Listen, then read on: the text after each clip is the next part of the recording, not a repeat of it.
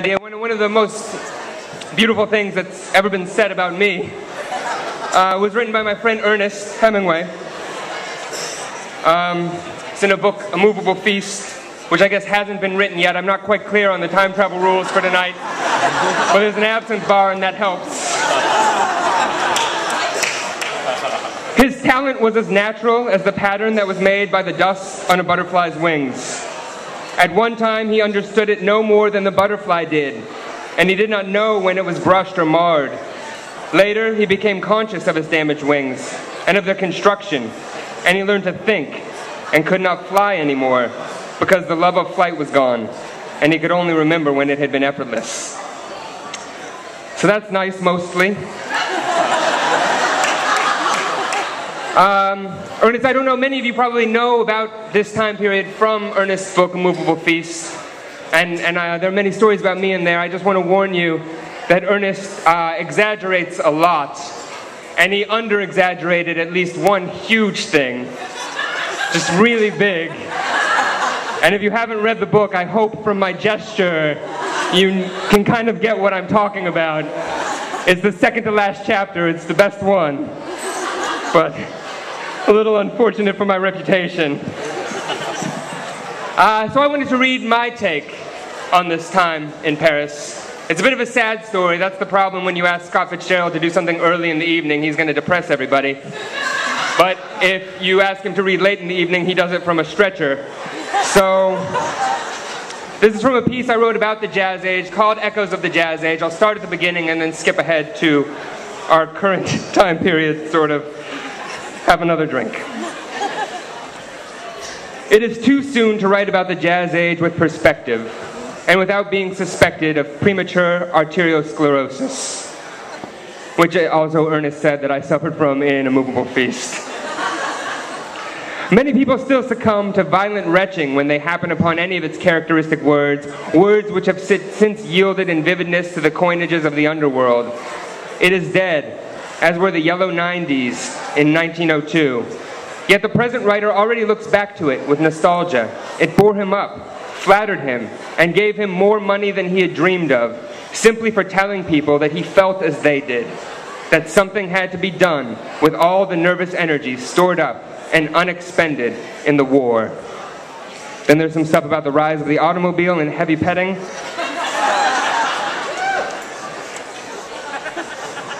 The gay elements of society had divided into two main streams, one flowing toward Palm Beach and Deauville, and the other, much smaller, toward the Summer Riviera.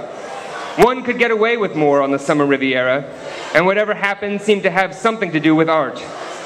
From 1926 to 1929, the great years of the Cap d'Antibes, this corner of France was dominated by a group quite distinct from that American society which is dominated by Europeans. Pretty much anything went in the Antibes. By 1929, the most gorgeous paradise for swimmers on the Mediterranean, and no one swam there anymore, save for a short hangover dip at noon. There was a picturesque graduation of steep rocks over the sea, and somebody's valet, and an occasional English girl used to dive from them, but the Americans were content to discuss each other in the bar.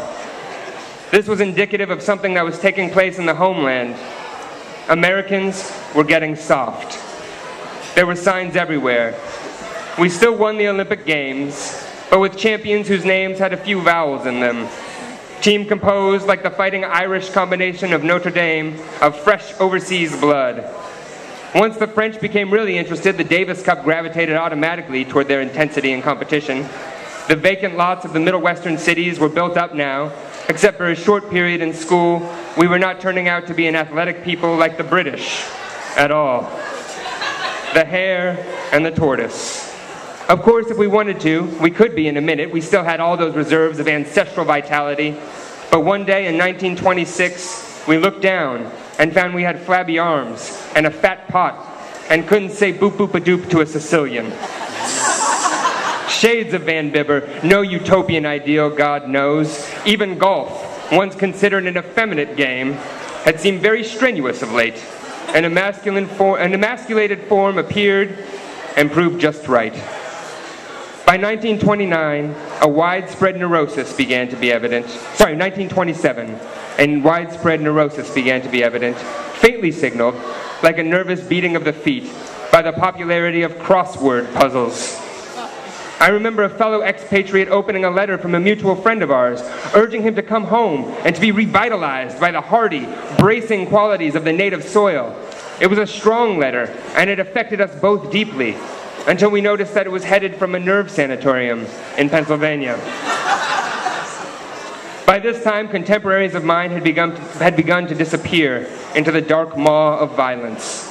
A classmate killed his wife and himself on Long Island. Another tumbled accidentally from a skyscraper in Philadelphia. Another purposefully from a speakeasy in Chicago. Another was beaten to death and crawled home to the Princeton Club to die.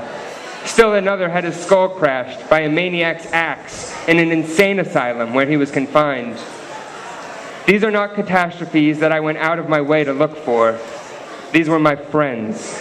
Moreover, these things happened not during the Depression, but during the boom. In the spring of 27, something bright and alien flashed across the sky. A young Minnesotan, who seemed to have had nothing to do with his generation, did a heroic thing, and for a moment people set down their glasses in country clubs and speakeasies and thought of their old best dreams. Maybe there was a way out by flying. Maybe our restless blood could find frontiers in the illimitable air.